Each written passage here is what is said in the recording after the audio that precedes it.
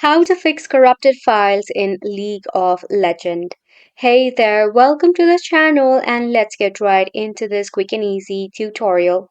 Now to fix your League of Legends corrupted files, firstly launch your League of Legends in your PC.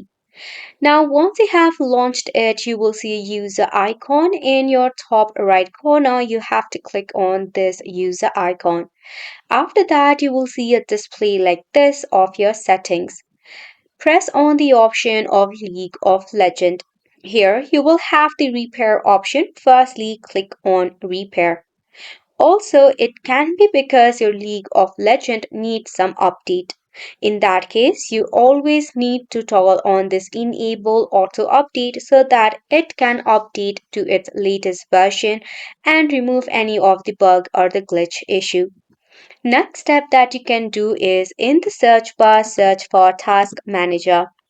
Now in the Task Manager you can either search for League of Legends or another is you can search for Riot Client.